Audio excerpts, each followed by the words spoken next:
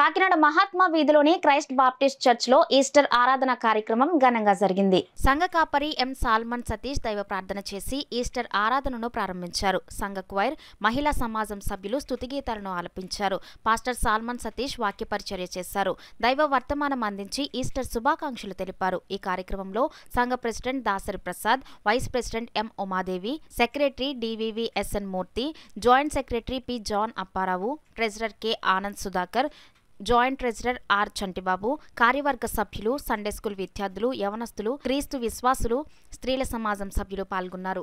మనల్ని సజీవులుగా లేపడానికి ఆయన సజీవుడై ఉన్నాడు కాబట్టి ఆయనకి చావు లేదు. కాబట్టి మనం మనకు అవసరతలో ఎప్పుడు ప్రార్థన చేసినా మరి మనకి సహాయం చేయడానికి ఆయన నిన్న నేడు రేపు నిరంతరం ఆయన జీవించున్నాడు. కాబట్టి మనం భయపడవలసిన పని లేదు.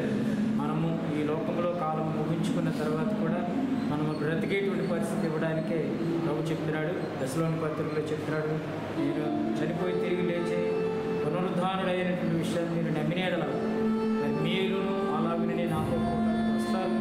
పరలోక రాజ్యంలో అందరూ సంతోషిస్తామనేటువంటి భాగ్యాన్ని తెలియజేయడానికే